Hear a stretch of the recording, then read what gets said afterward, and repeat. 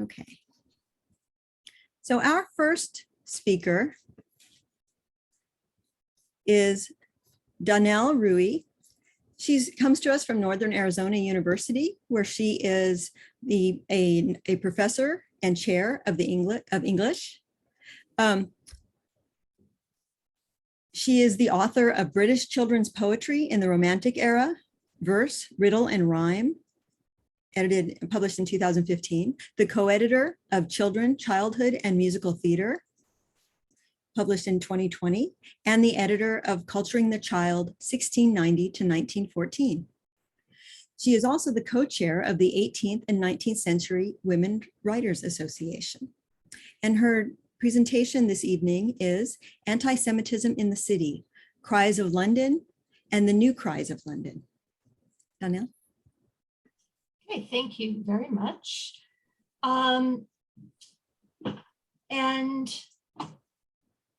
just wanted to check to make sure I could get my screen to advance. My paper today will look at the phenomenon of the Cries of London books, and particularly how they represent anti-Semitism during this time period.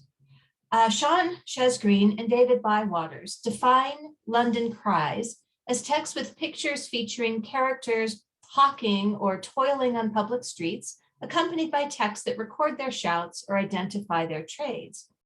These texts offer a fascinating snapshot of London street vendors and laborers, while also delineating middle-class attitudes towards them.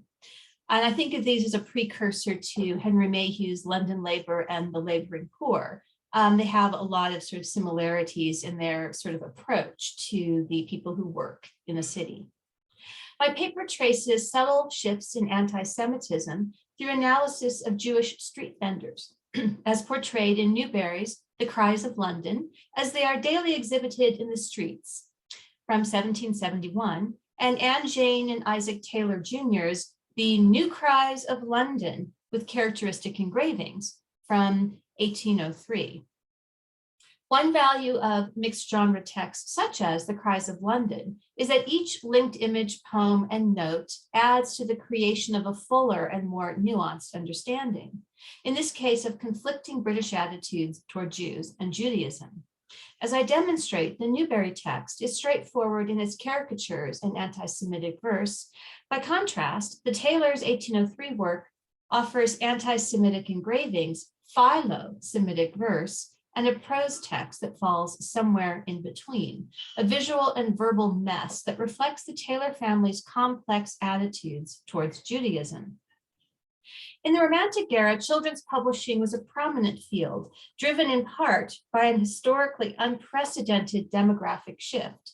Over half the population of Britain was under the age of majority between 1750 and 1835. By the end of the 1700s, the three major publishers specializing in children's books, John Harris, who took over the Newbery firm, Benjamin Tabbert, and Darton and Harvey, were releasing a combined 60 to 80 new titles per year. The author of Newbery's The Cry of London, as they are daily exhibited in the streets with an epigram in verse adapted to each, embellished with 62 elegant cuts, to which is added a description of the metropolis, is unknown. This is a miniature book, smaller than a credit card and consisting of 62 cuts, each accompanied by a verse. It was first advertised in 1771 and was continuously republished. Existing copies from 1775, 8491, 1799, 1802, 1804, 1805, and 1806 still exist in rare book libraries. It was reprinted in America, and it became the most popular of all of the titles created by, I should really say pirated from, Francis Newbery. Old clothes to sell, any shoes, hats, or old clothes, features a stereotypical racist caricature in its woodcut. You can see the beard and the large nose. The verse describes the merchant as dirty, son of Israel's race, and a varlet who cheats and peeps in houses where wealthy folks are sleeping. This dirty son of Israel's race, while wealthy folks are sleeping, you up and down the town may trace in every area peeping, But beware, ye men and maids, if his bargains you'll repent. Remember well the varlet trades, at least for cent per cent. In England in 1770s, though more tolerant of Jews than other nations in Europe, England was strongly anti-Semitic. The infamous Jew Bill controversy of 1751, more accurately known as the Jewish Naturalization Act, spurned a short-lived debate that provoked a deluge of pamphlets, both for and against the act. The bill, had it been passed, would have permitted Jews to be naturalized by Parliament after 3 years of residence in England. But since citizenship could only be granted to applicants through a special act of Parliament, only the wealthiest of Jews could have benefited from the law. Pamphlets opposing the bill reinforced prejudices and stereotypes of Jews as Shylock figures, avaricious, unscrupulous, cruel, and vengeful. If we move ahead 30 years, this iconic racist imagery is still present in Cries of London texts. The publishers Darton and Harvey contacted the Taylor family in 1801. The Taylors of Ongar were already well known as engravers. And Darton and Harvey asked them to produce a new Cries of London book, obviously intended to compete with the Newbery John Harris edition. This would be the Taylor family's first foray into children's and pedagogical publishing, a field that they then dominated for the next 40 years. Jane Taylor is the author of Twinkle, Twinkle, Little Star. Her sister Anne Taylor and her 2 brothers contributed to the best-selling volumes of poetry of the century, Original Poems for Infant Minds. Anne and Jane authored the bestsellers Rhymes for the Nursery and Hymns for Infant Minds. Anne and Jane Jane published poetry for adults and edited the Youth's Magazine. The siblings authored poems in the family's engraved poetry picture books, Topsy-Turvy or The World Turned Upside Down, A Linnet's Life. They wrote the text for Rural Scenes or A Peep into the Country for Good Children and City Scenes. Their brother Jeffries was a children's author, a published theologian, and Anglican minister. Their mother published domestic guides and epistolary fictions, and their father, Isaac Taylor Sr., among many books, published an important series of children's tour books, Scenes in Europe for the amusement and instruction of little tarry-at-home travelers, Scenes in Asia for the amusement and instruction of little tarry-at-home travelers, Scenes in Africa for the amusement, Scenes in America, Scenes in England, and then my favorite 2 titles, Scenes of British Wealth and Scenes of Commerce by Land and Sea, or Where Does It Come From? Answered for the amusement and introduction of tarry-at-home travelers. Once a title worked, you can see that they kept repeating it and repeating it and repeating it and created these sort of best-selling series of nonfiction books in this case. But back to 1803. The family was not yet known as a publisher of anything. And when they published the New Cries of London, they kept the venture entirely quiet. And as you can see in this title page, it was anonymous.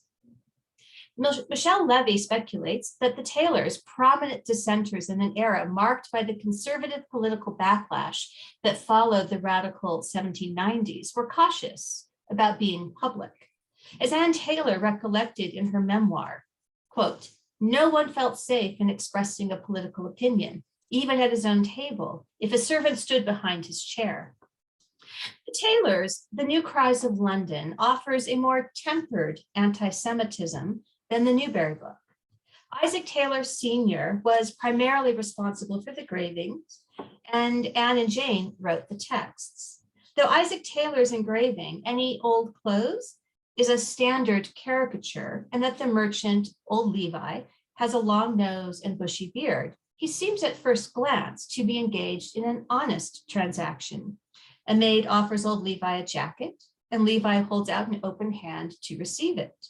If not for the hissing cat with an upraised tail that stands between the young maid and old Levi, this image would seem benevolent. Instead, the cat's aggression and raised tail implies sexual aggression, as if even an elderly Jew cannot be trusted with a virginal maid. While Isaac Taylor's engravings propagate British anti-Semitism, Anne and Jane's accompanying verse does not. Their verse is almost the opposite of Newberry's, in which, if you remember, the clothes merchant was a dirty son of Israel, a varlet who peeps into the houses of sleeping folks. When boys and girls are sleeping sound, old Levi takes his early round. From street to street, he wanders wide, well stored with clothes on either side. Now, maids, produce your tattered store and sell them quickly at the door. Then go contented with your gains and thank old Levi for his pains. Both the tailors and the Newberry's old clothes sellers similarly wander the streets while boys and girls are sleeping sound, but the tailor's old Levi does so for good purposes. He is an honest businessman. Maids produce their tattered store, and the tailors remind maids to thank Levi for his pains and to be contented with the money that they gain. Recall that in Newberry's poem, the deal between buyer and seller was suspect. Newberry's old Levi, the varlet, offered only 1% for the amount that he earned. I think of it this way. In the tailor's Any Old Clothes, the engraving is anti-Semitic, the poem is philo-Semitic, whereas the prose text is somewhere in between. It is the custom in London for Jews to go about crying old clothes, which they purchase of poor people who want money and sell to others who cannot afford to buy new ones. Some foolish children delight in making sport of them only because they are Jews, but it is a very cruel and idle practice. We should think it very hard if we were to go to any foreign country to be laughed at because we were Englishmen. Some Jews indeed are very wicked and dishonest, but then we should pity, not laugh at them. We should especially pity them for being so unhappy as to refuse and disbelieve that wise and good religion from which every good action proceeds. Let us remember, too, that if it had pleased God, we might have been born among those poor people, and that now, if he were to leave us to our own wicked inclinations, we should be just as bad as any of them. The three texts together build a truer statement of the Taylor family's complex attitudes for Judaism than any single text alone. The deeply devout dissenting family of the Taylors fell in line with this era's standard practice of pitying abused slaves, child chimney sweepers, the elderly, and the hardworking rural poor. Judaism, however, is a more vexed object of sensibility. England at the start of the 19th century had begun to see Jews as potential converts, an approach to Judaism that was codified just a few years after this publication, with the 1809 founding of the London Society for Promoting Christianity amongst the Jews. Anne and Jane Taylor's prose passage then tells children to respect the Jew, but to abhor Judaism. They berate children who engage in the very cruel and idle practice of mocking Jews, and at the same time, they note that very wicked and dishonest Jews should be the objects of pity. After all, if God had not been kind to little British girls and boys, they might have been born Jewish, and without Christianity to curb wicked inclinations. Notably, the prose text speaks directly to child readers and asks them to engage in an act of sympathetic imagination, that form of empathy that Adam Smith, in Theory of Moral Sentiments, suggested was the foundation of moral action. Children are to imagine themselves as foreigners, as Jews, and to think of how that would feel. The question, of course, is, are Jews then always to be unassimilated? Are they always to be foreigners, if one can only imagine them as an other? The Taylor family's troubling and troubled attitudes toward Jews and Judaism continues with a later piece in New Cries. Sweet China Oranges. Here we meet a second Jew, a handsome young man who is also called Levi. He is clean-shaven, his nose is not particularly protuberant, he wears fashionable clothes, and he sports short dreadlocks that could be mistaken for sideburns. He does not have a beard. Handsome Levi offers tempting oranges from foreign lands in his cunning hand. His hand, like old Levi's, is outstretched and open to two young women and a girl.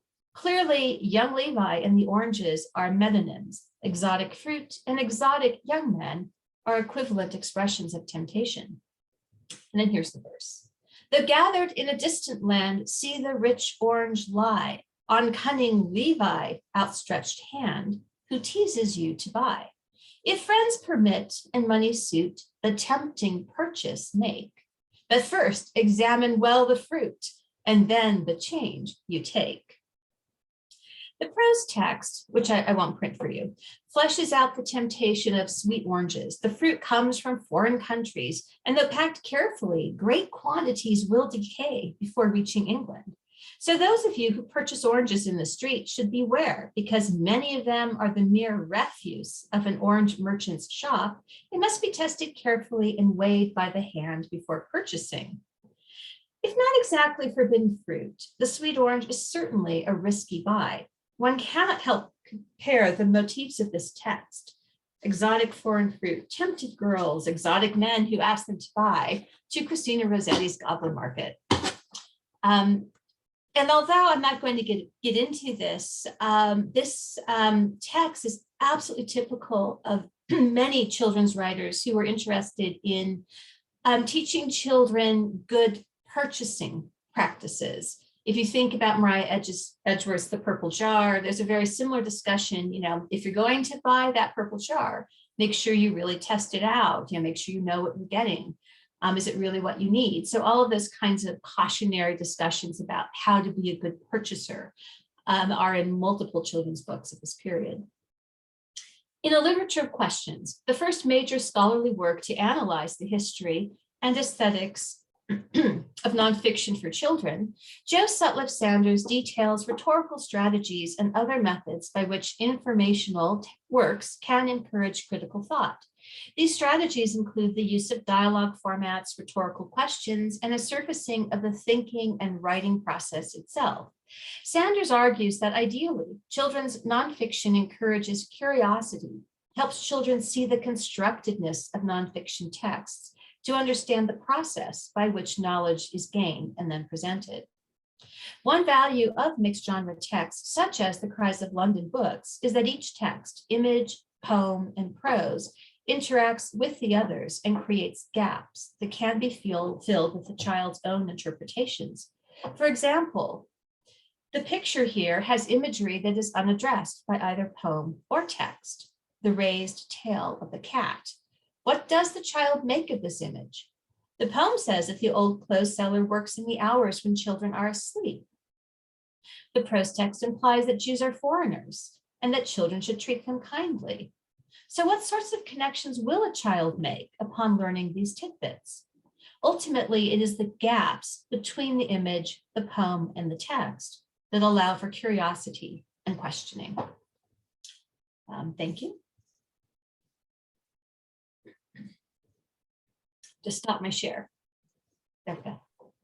Thank you so much, Donnell. That was wonderful. Thank you. So I think we'll have both presentations, and then we'll have some time for questions and answers. Our next speaker is Annette Marie Hulbert.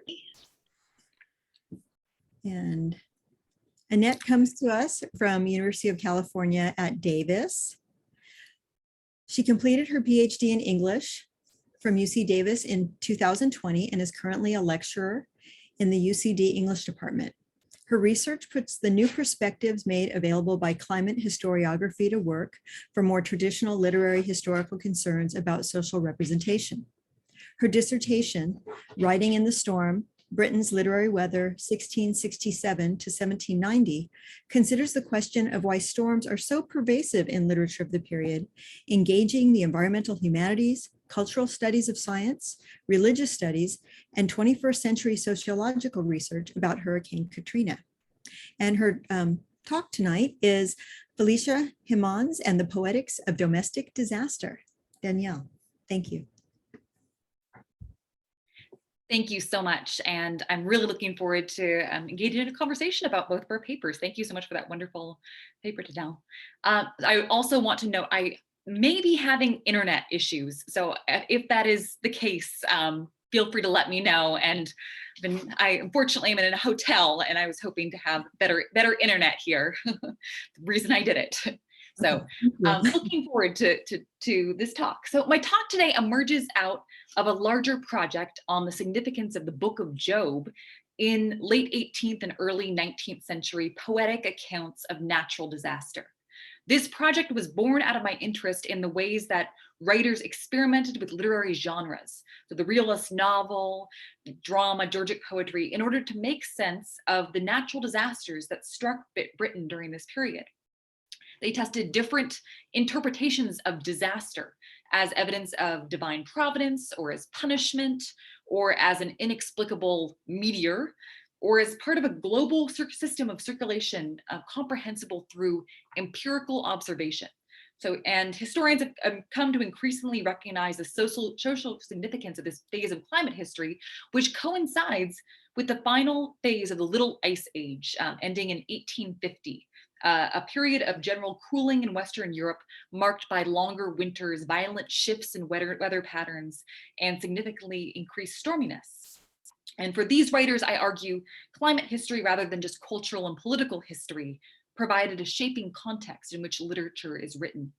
Felicia Hemons's poetry provides an entry point for questions about how gender and natural disaster collide with a story about the Book of Job.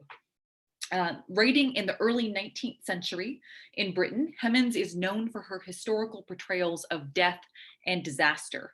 And Gary Kelly notes in particular that romantic death, this concept of romantic death, was an important theme and figure for the representation of subjectivity in the revolutionary aftermath that emerges in Hemons's poetry as a means of coping with the prolonged global crisis of the revolutionary and Napoleonic disruptions and violence. In contrast to the meaningless of mass death and war, romantic death is defined as in relation to natural disasters such as storms, floods, volcanic eruptions, biological disasters such as pandemics, and historical catastrophes such as the fall of empires and the disappearances of entire peoples. So Hemons's poetry frequently features cities on the cusp of ruin. In her poem, The Forest Sanctuary, the speaker describes a kindling city, while the image in lava depicts the moments before the volcanic eruption that entombs the cities of Herculaneum and Pompeii. Hemons's poetry is most preoccupied, however, with recovering the individual from historical accounts of catastrophe. A woman and her beloved child frozen in the lava, a boy bravely holding his position on the deck of his father's burning ship, a man watching his friends being burned at the stake during the Inquisition. Even as Hemons seeks to redefine the individual life and subject, she engages with complicated gender politics that I will argue that she drew from the Book of Job. Hemons's poetic subjects consistently reinterpret gendered sentiment as a means of coping with catastrophe and show how the feminized subject is portable for addressing disaster in a 19th century context. The Book of Job might be read as a conduct manual for grief that evolves to reflect the changing priorities of its readers. As an exploration of divine justice and as providence, Job's story advocates a distinctly stoic approach to catastrophic events.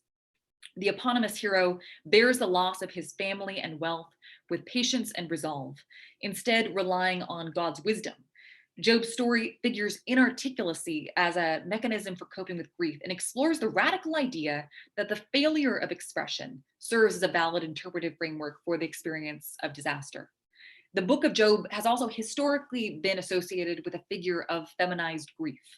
As John Calvin put it, all the way back in 1554, all men can skill to complain with Job. Wherefore is it that the faithful speak so? It seemeth that they be womanish.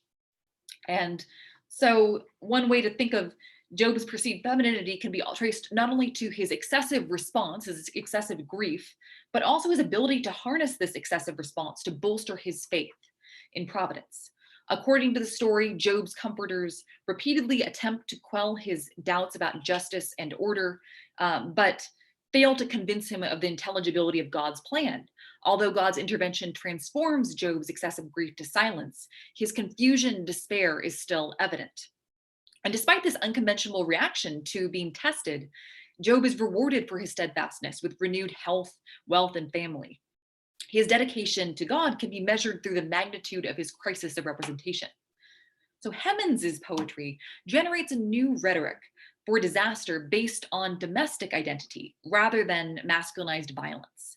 It's well documented that Hemons's rhetoric adds to a tradition of late 18th century women poets of sensibility, such as Anna Letitia Barbald, Charlotte Smith, Helena Marie Williams, and others who use the license of feminine domestic concern in order to comment on events in the national and imperial public sphere.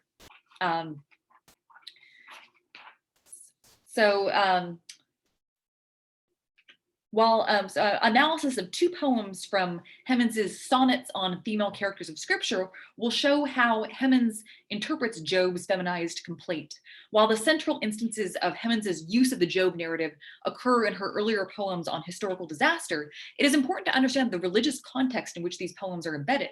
In her poem about Mary Magdalene, Hemons assigns Mary Magdalene to the excessive complaint. Lingering by the tomb, Mary Magdalene's lament for Christ is public and unapologetic. After a long, long vigil of despair, she is renamed as the Weeper. Although the story of Mary Magdalene waiting at the grave would be well known to Hemons's readership, a poem dedicated to her grief legitimizes social behavior that might be seen as excessive or otherwise inappropriate. Mary Magdalene's excessive display of sorrow is rewarded. To thee, how bright a morn is given. And then another poem in sonnets, The Sisters of Bethany after the death of Lazarus, begins directly with lament. One grief, one faith, O sisters of the dead, was in your bosoms. Grief is blended with an entreaty to Christ as the women fall at the blessed deliverer's feet. And Christ's grief here in this poem is joined to a feminine perspective through mingled tears.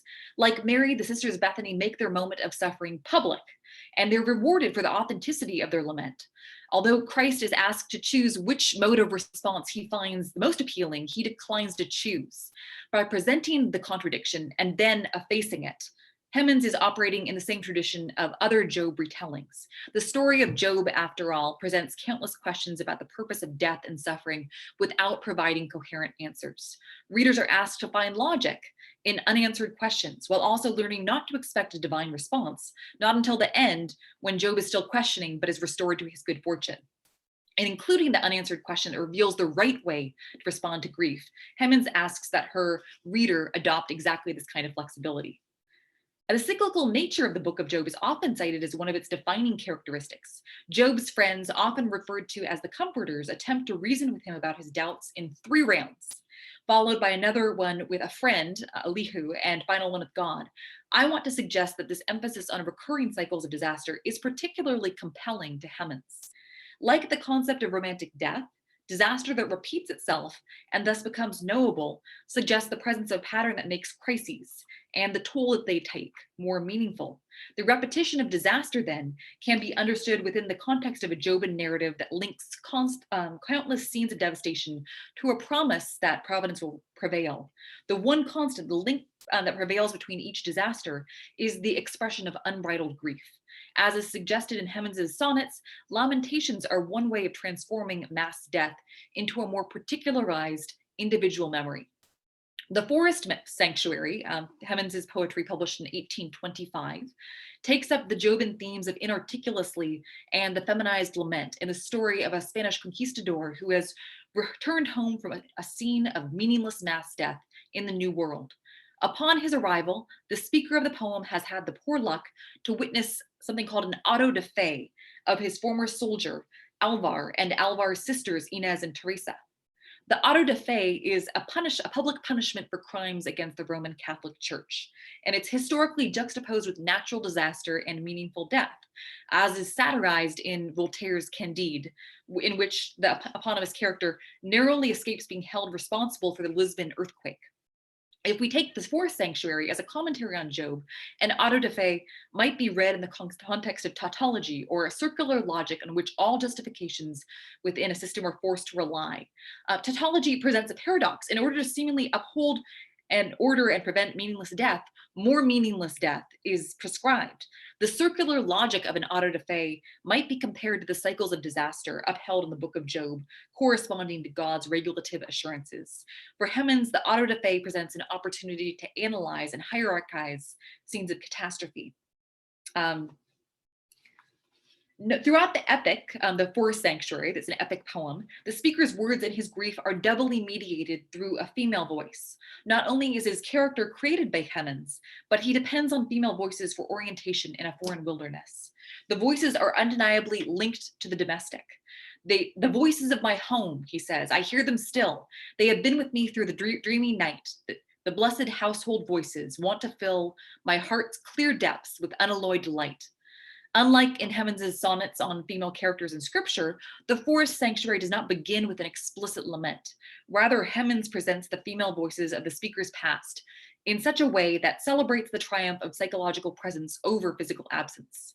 This is not to say, however, that Hemans forgoes the Jobin lament in ways that characterize many of her later works. Instead, the feminized figure of Job takes new form in Hemans's character whose voices fuse the voices of his female relatives. The Forest Sanctuary thus goes further than most Job retellings that hinge on a womanish complaint. The character's lament is composed of the actual voices and stories of women recovered from obscurity. The speaker's lament is supplemented in the poem's first part by the voices of Teresa and Alvar being burned together at the stake and singing as they die. And in this variation of the Jobin lament, Teresa mourns for those who die during disaster, both human authored disaster and natural disaster, as well as for herself and for her brother. The mournful song that they sing thus bridges the divide between public and private lament, a central tension in the Book of Job. Anne Mellors's description of the feminine sublime is helpful in analyzing the recurring Jobin lament in Hemans's poetry. Expanding on Mellors's work, Barbara Claire Freeman suggests that the feminine sublime not only describes the subject's encounters with excess, but also defines the ways in which excess may or may not be conceptualized. The Jobin lament both calculates the extent of catastrophe and then makes excess of emotion visible as a womanish complaint. Tracing the feminine sublime, then, is a means of tracing the categorical instability of a socially constructed body of writing that bears the traces of women's shared history of oppression. Hemans's poetry prioritizes the complaining voice of the individual, giving the private and the domestic a generic legitimacy. Hemans's poem, The Image in Lava, articulates a sublime experience through the minute particulars of maternal grief. Hemans describes her inspiration for the poem arising from the impression of a woman's form with an infant clasped to the bosom, found at the uncovering of the Herculaneum. The image was from one of the casts made during the 18th century excavations of Pompeii and Herculaneum, which have been destroyed by the eruption of Vesuvius in 79 BCE. Whereas Forest Sanctuary accesses the Jobin lament by way of a feminized voice, the Image in Lava is more concerned with the aesthetics of suffering. She says, a strange dark fate overtook you, fair babe and loving heart. One moment of 1,000 pangs, yet better than depart. Hemans repeatedly brings these images of natural disaster to the domestic realm in order to convey tumultuous emotion, introducing a form of sublime gender politics to her poetry. This language leverages a critique at versions of Job that purposefully efface the minute particulars of his grief, instead painting his characters in broad strokes to make him more identifiable.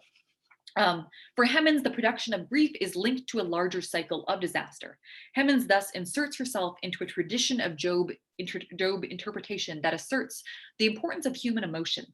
In both the Forest Sanctuary and the Image in Lava, cities vanish in the same moment that humans perish. But the vanishing city is an afterthought for Hemans, who writes in the Image in Lava that the print upon the dust of human love outlives the cities of renown. My discussion of Hemans's engagement with the Book of Job has shown the figure of Job as a trope and as a means to articulate grief in culturally sanctioned ways. Hemans's use of the Book of Job serves to articulate a feminized experience of disaster by registering that violence alongside a domestic vision. This contradictory model is both typical of Hemans's poetic approach and also ideal for an exploration of romantic death. Hemans's poetry appears less interested in sketching out a risk model than evaluating human resolve in the face of disaster, and thus exposing a gendered rift in Job's story. And while the Book of Job goes some ways towards representing these public moments of suffering, Hemans brings out this experience of excessive grief to the forefront of her poetry. Thank you. Thank you so much. Annette, I want us to applaud each other because I feel like we're used to being in these spaces with so many others. But thank you both for your presentations. Those are really wonderful. And I want to open up the floor. We're a small group, so hopefully folks feel free to unmute yourself and ask questions. You're also welcome. I'm keeping an eye on the chat if you'd like to type in any question for Donnell or Annette. And as I'm waiting for you to write a question or to say something, I did just want to introduce myself. I overlooked that. I apologize. I'm Cheryl Edelson from Chaminade University of Honolulu and a longtime PAMLA member. Very happy to be here with everybody. So I'll take a moment. Any questions? Oh, Donnell. Well, I'll ask Annette a question. I really enjoyed your talk. And in thinking about these sort of moments of public suffering and the sort of aesthetics of suffering and the excessiveness of suffering associated with Job, a couple of thoughts just, that I would like you to sort of respond to. One is that in the book of Job, my favorite character is Job's wife, who says, "Curse God and die," and then exits, which, is hardly the role model that Hemmings is pushing. But I'm so drawn by that, curse God and die. And then she leaves and sort of like, I will not participate in the suffering. But the other thing is the other model of public suffering that is associated with LEL in like the Improvisatrice or Corinne in the Capitol. The idea of the woman who sort of like publicly does emotion. And there was a book, I can't remember who wrote it, Virginia, talking about like the public poet versus the private poet and the two models of the private suffering and the public suffering. And so it seems to me that you're working in that zone of something that is a public suffering, but somehow manages to be private at the same time. And I wonder if you could sort of, I guess I'm just throwing ideas at you less than a question, but just things that maybe you could talk about.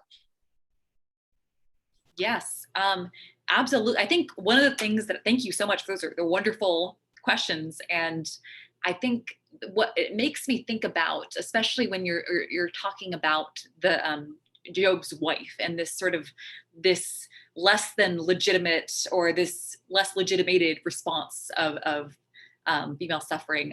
What I think one of the things I often associate with Felicia Hemings' poetry is she often writes about, and I'm thinking through this as I'm talking, but she's often writes about female suicide. Suicide is something that comes up quite a bit. And this is so much, obviously this is a very different version of suffering. And it certainly is not, it makes me think about this idea of public suffering and the tension between the public and the private suffering. And that maybe this is not an answer, but maybe this is a way that Hemings is trying to engage with this. I mean, certainly it's a very different, in contrast to, for instance, in The Image in Lava, where Hemings is working with this idea of a mother who is just preserved for all of time, and this death that it's absolutely a legitimate form of suffering. And in contrast to that, there are all these poems that Hemings writes where she's engaging with the idea of female suicide and this response that, the inability to cope, the inability to really fully engage, or maybe it is kind of an engagement too. I'm sort of thinking through, and I'm not sure if I have that answer fully sketched out, but it's certainly, that's one of the things it's making me think about, is thinking about this theme in her poetry and how that might either be fused, or if it doesn't work with this model that she's trying to integrate with the Book of Job. Well, I think in The Image of Lava, which it's legitimate suffering, but I mean, I'm not sure that any of this suffering is illegitimate suffering. Right. I mean, we'd have to go to Matilda, Mary Shelley, for a real feeling of illegitimate suffering. But with The Image of Lava, it seems to me that the end of the poem, where it's like, it must be so is repeated, gives you that feeling of desperation and the sense that the love, which is not about suffering, but the mother's love for the child, may or may not be eternal. And so I'm also interested in why the Imogen Lava is a poem of suffering, because I think of it not as a poem of suffering, because they're dead. And Hemans, or the narrator, is observing and pondering the eternal or the less than eternal nature of a mother's love. And if this can be a monument to that, or if it's a monument to the fact that it will never last. But how do you see that as a poem of suffering? I see the moment that I see the most interesting engagement with suffering that I see in that poem is when Hemans imagines a different reality for the mother and her child. And she thinks about how in a different version, the mother sees the child. I don't think she says actually that she sees the child grow up, but she imagines how much worse it would be, another reality where they're separated and they die separately. So imagining sort of there are these two sort of forked roads, and thinking through that as a model of suffering. That's one of the places where I see it. I also see, I think, the speaker's suffering, imagining what is happening, not necessarily what's happening to the preserved mother and child duo, but the speaker thinking through their own suffering in relation to this preserved duo, I think is really fascinating too. But I think I think it's a good question, absolutely, because I think that it's a poem that goes beyond just the ideas of suffering too. Well, and I think you could argue that in Imogen Lava, the suffering that you see is less legitimate, because it's sort of a self-indulgent suffering if it's on the part of the speaker, because the speaker is saying, oh, I have all these feelings and emotions and let me express them. And that sort of mode of public sensibility is, it had been coming into question for 20, 30 years at this point. The idea of sensibility, instead of leading to moral action, actually being a form of confirming I'm a good person because I can empathize and have these feelings. And so I think Imogen Lava is a tricky poem. And in some ways, it just doesn't fit the same way that like the Magdalene poem does, absolutely, and the Forest Sanctuary and the Sisters. I'm also just wondering, because there's no weeping, is that also, something that we need to have the physical sign of suffering versus just an imagined empathy form of suffering? And again, I'm just like spinning here. I'm really thinking. I don't have the answer or response. No, I think that's really helpful. It is.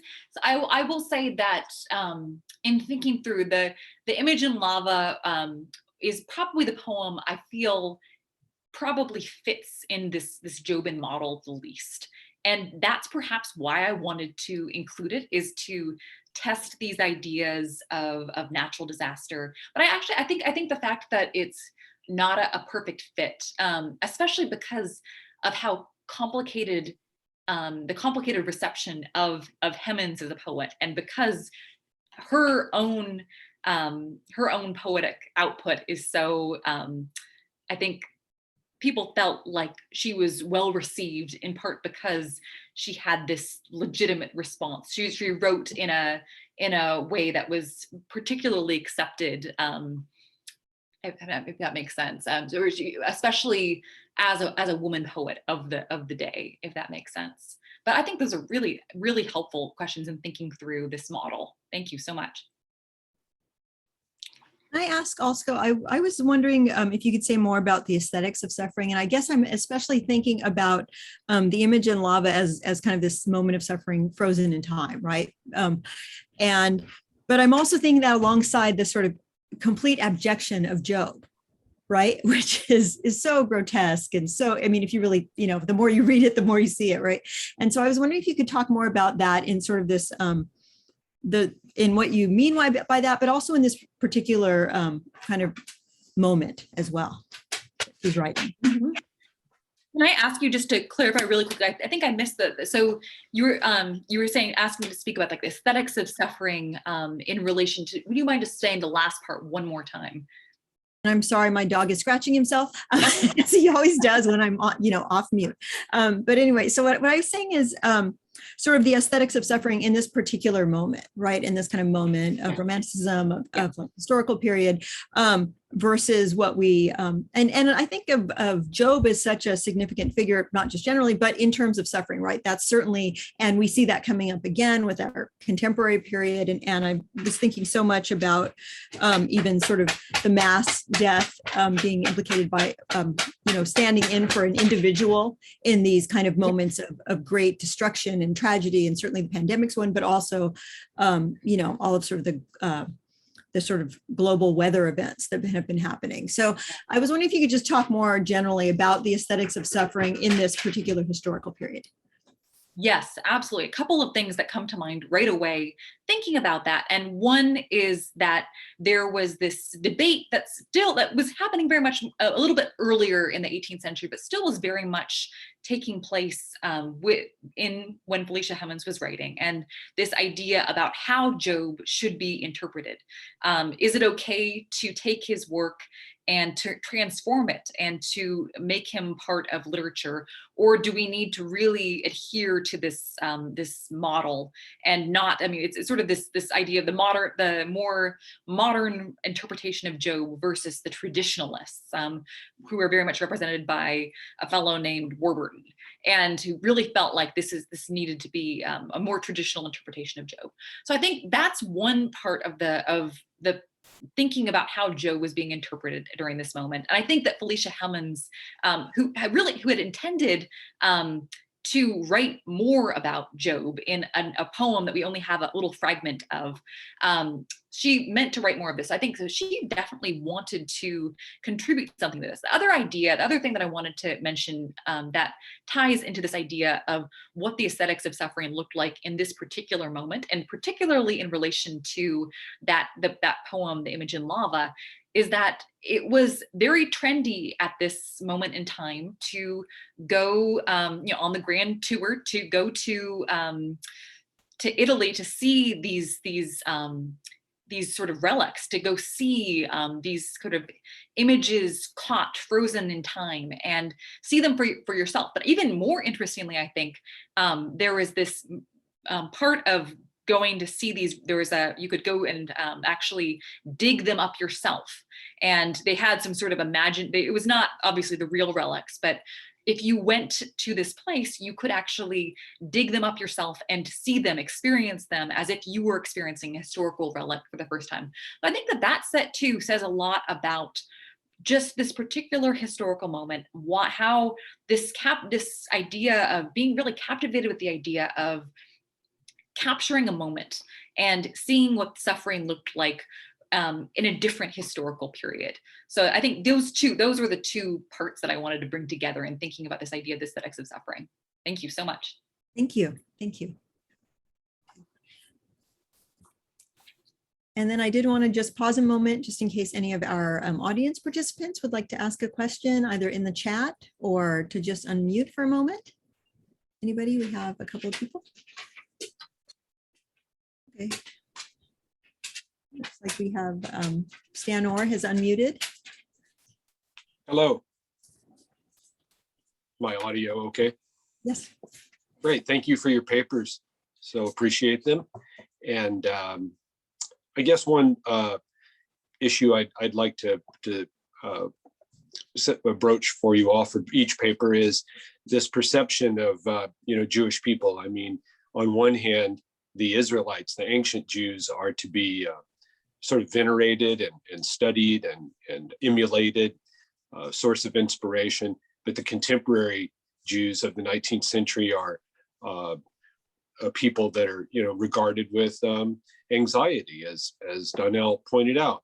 And so I think there has been some scholarship about this idea of the ancient versus the modern in terms of different peoples, whether it's Egyptians or Indian people in India. But how might this apply to the Israelites versus the Jewish people in the 19th century. And so either or both of you maybe could address that a little bit. Thank you again.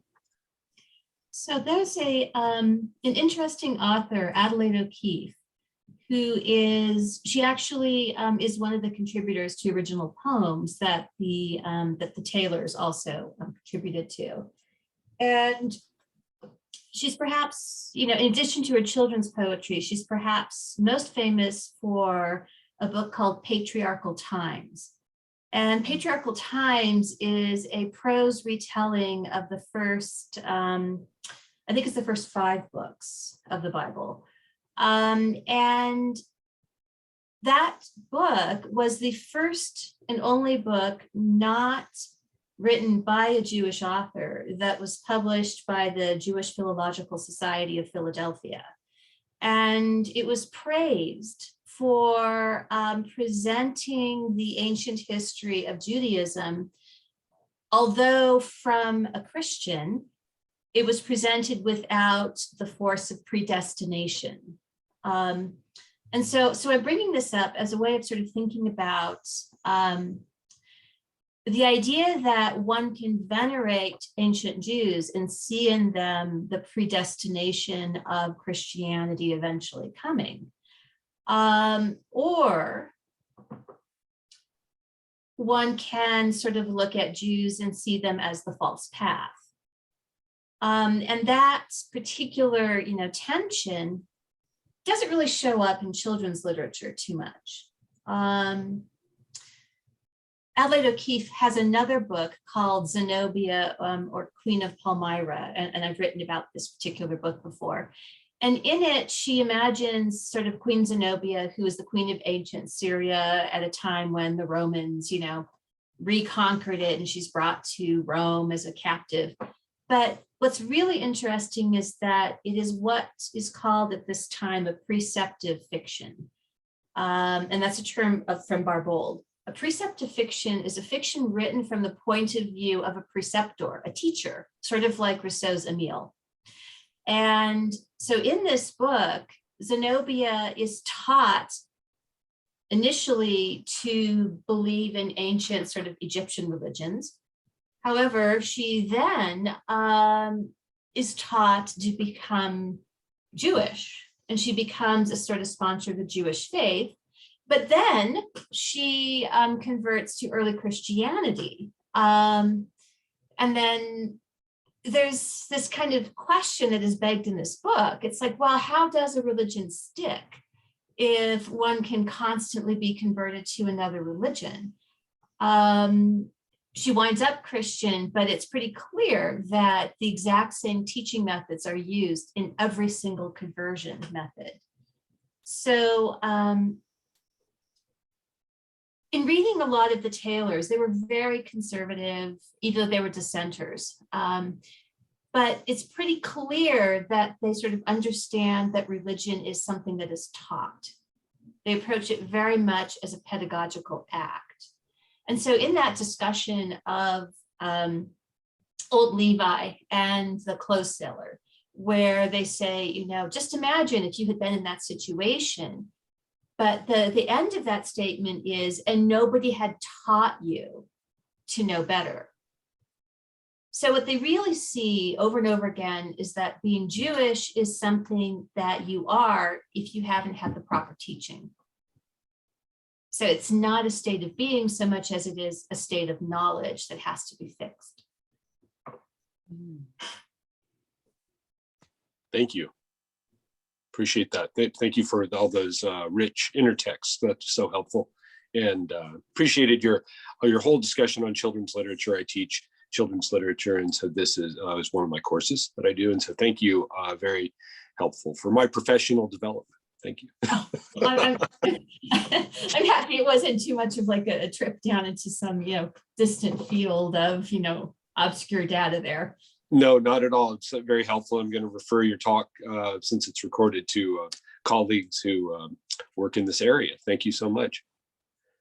Annette, I don't know if you had any thoughts about that idea. It also sort of holds true with the, it holds true with the Romans versus the Italians, I think, to some extent, right?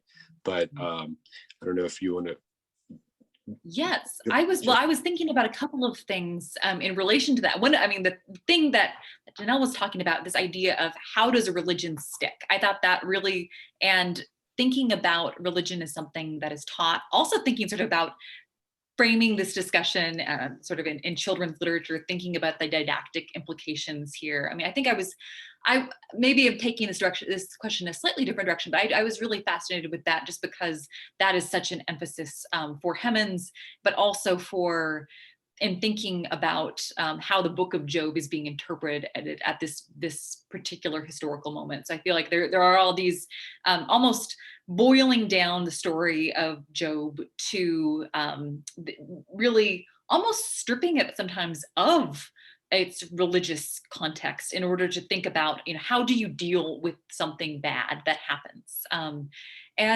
So I was I'm trying to kind of connect that maybe back. Oh, I just got a message that my internet connection is unstable again too. So hopefully this I was trying to kind of connect that back and think through these ideas of, just to what extent there is this religion is connected to the book of Job, and to what extent it's almost pried apart. They're thinking through this idea of, how to, how do you best deal with disaster? How do you best deal with something like that? But thank you, really interesting discussion. Yeah, thank you too. The talks, your talk in particular, really resonate with the theme of the conference. So thank you so much. Oh, thanks. Yeah, as you were talking, Annette, I was thinking about, Hannah More's Moses and the Bulrushes, Yes. where it's like, it's not a natural disaster, it's the Pharaoh killing all the firstborn sons. So it's sort of human created disaster. But you have that sort of celebration of a group of women who, come together to rescue the baby in the basket. So the response to the disaster in this case is lamentation on the part of the mother who thinks, that her poor child is, just on the river and, who knows what the fate will be. But at the same time, it is sort of the mother-child bond that saves the day. Of course, with the sister and then the Pharaoh's daughter, but it's all about sort of women and how they sort of band together against the disaster caused by men. Which I'm just thinking of because of the ancient history stuff that Stan was asking about. Yes, that is a text I haven't come across in a long time, and I'm really, really glad that you brought that up, because I think that would fit in perfectly with this kind of project. And I'm more aware of, I've not read Hannah More in a little while, and so I'm really glad to have that as a text to think about. Janelle, I have a question for you as well, but my one hesitation is because my internet was cutting in and out. I'm worried that you may have already addressed it, and I'll have to go back and look at the recording. So let me know if this is something that you've already talked about. But I was so fascinated with the idea that you were raising in your talk about how to be a good purchaser and how that idea is reflected across multiple texts. And I was wondering if you could talk a little bit more about this idea of purchasing. I think the text that stood out when you were talking about it, of course, was Goblin Market. But I was wondering if you could talk a little bit more about that idea of how to be a good purchaser and how that fits with the rest of your argument. So it's so odd that so many children's books are really, they have all of these discussions about, if you have money, how do you spend your money wisely? So if you have, 3 pence and you want to spend some pence on this, well, what will happen when you meet a beggar and you have spent all of your money on muffins or whatever? But and then the text that I mentioned in particular is Mariah Edgeworth's The Purple Jar. And do you know that story? Yes. Okay. So I don't need to give you the plot line, but the idea there is, again, a mother is sort of allowing her child to have an environmental lesson, learning from an environment. Go ahead, and check out all of the goods, but I won't stop you, but just want you to think about these things. And the child buys the purple jar, which turns out to be just glass with purple liquid that smells really bad. And then her shoes, are all tattered and she can't go on a special balloon viewing trip because she only has bad shoes and she looks like a Slavic. Okay, so that sort of scene of learning how to spend your money wisely, I think is something very much connected to the Industrial Revolution, to the rise in expendable money, and that it's increasingly important for children to be smart consumers. And so in children's books, the expectation always is not that children are innocent. That's a kind of misunderstanding of sort of the romantic ideology of the child and the Wordsworth fantasy. But what you really have are real children who may make a bad purchase and buy a purple jar, or real children who need to learn when they're at the market and they're buying an orange. Here is the truth of this particular produce. It's coming from far away. It's been packed. A lot of it gets spoiled. So don't pay attention to the look. Make sure you lift it. How heavy is it? So it's really all this purchasing advice. And so the expectation is that children will learn, that children have a responsibility to spend money wisely, because what money they have could be used to lift somebody out of poverty, or to do some form of charity, or to purchase something that is of greater worth than something else. The Taylors weren't particularly into like Bentham and Smith, not the way, Mariah Edgeworth was, but that strain of good consumerism is just huge in children's literature. It's just everywhere.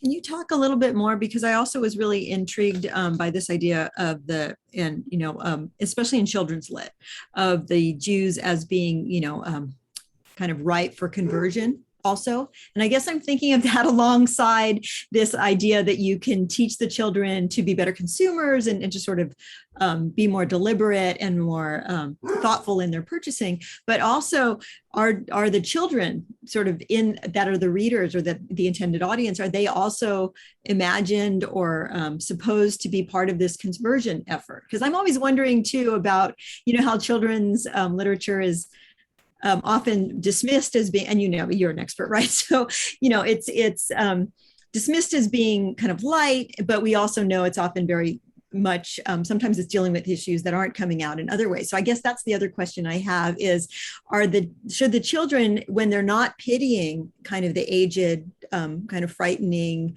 poor Jewish figure, should they be part of this conversion effort? I guess here I'm also influenced by sort of some American ideas as well, but I just wanted you to maybe. Well, that's a great question. And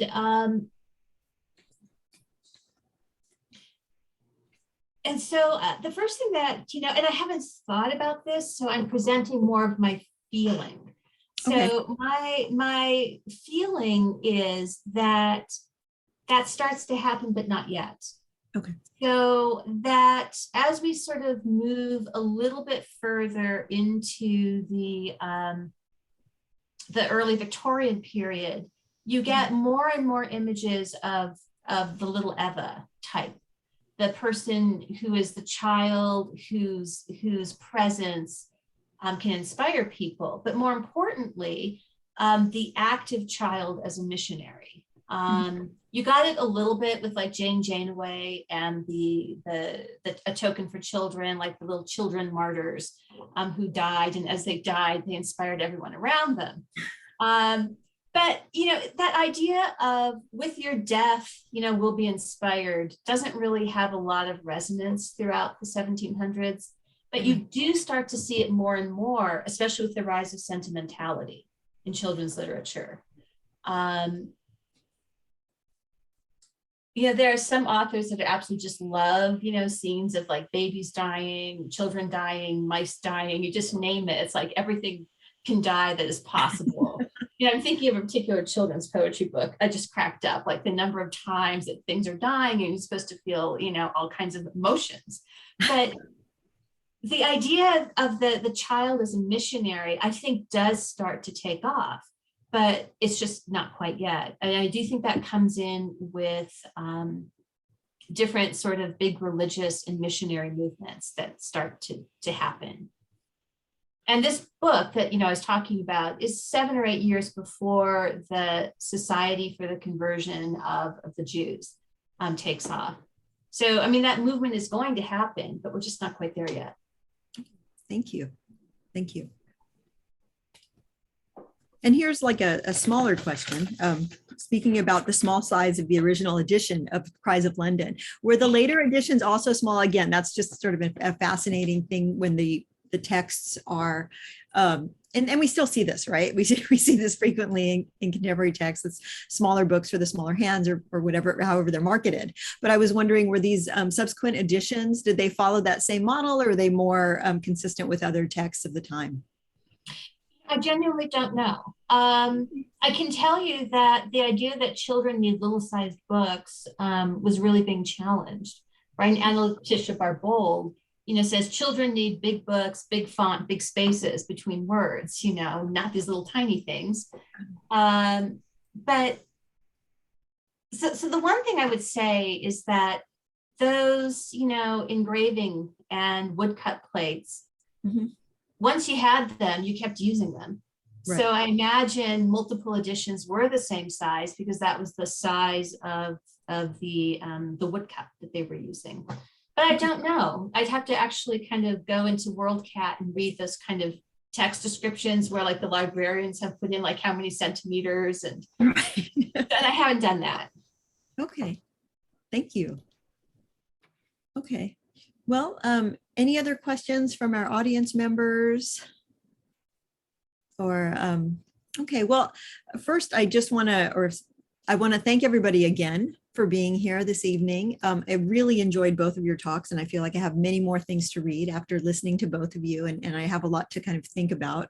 And I also wanted to ask if either one of you are interested in serving as the presiding officer for the Romanticism session for the 2022 conference, which will be held at beautiful UCLA. So it's actually planned for UCLA around the same time. And of course, we're all hoping that we will be in person. But, and you don't have to decide now, but I did want to share that with you. We're always, kind of trying to put that idea out there if you're interested in possibly serving as a presiding officer for Romanticism or for another session that kind of, because I think there could absolutely be a sort of Romanticism and children's lit session if you wanted to go in that direction. You've really kind of opened up so many possible directions for these conversations here. So I just wanted Craig has already recruited me to do a couple sessions on behalf of the British Women Writers Association. Wonderful. Okay. So I'm bowing out from this. Okay. Thank you. Yeah, I know he's a great recruiter. So, but Annette, if you're interested in that, or if you want to think about it, I know you have you're working on a book project. It sounds like, so I absolutely understand time commitments. I would tentatively be very interested. Is it all right if I need to look honestly at the dates? I'm wonderful. It's going to be at UCLA. I feel like that actually could work quite well. Oh, good. And I would like to. But is it all right if I check out the dates? Make sure I'll send you a follow-up. I'll send you both a follow-up email. I know I'm supposed to message through Huba, but I'll also email you. And if you're interested, we'd love to have you. And I, hope to meet you actually in, living person next year. But again, thank you all for being here. And I hope to see you at our later sessions. Remember that this is being recorded, and that if you would like to listen to the recording again at another time, you're certainly welcome to reach out to Craig Svonkin, the executive director. He can direct you towards, continue directing. He can help you find the recordings for this session and for any of the virtual sessions, as well as some of the hybrid sessions. So I know the presidential address, some of the plenary sessions are also recorded, so that if you weren't able to attend those, you can revisit those at another time. And then I do see Stan's camera is on. Did you have a question? I'm just saying thank you again. I appreciate it so much. Well, thank you very much. again, and wonderful to see you. I hope I see you at some of the sessions tomorrow. Thanks for Thank you so much for moderating. Yes, now, wonderful, Great paper to know. wonderful papers. Thank you so much. Bye-bye.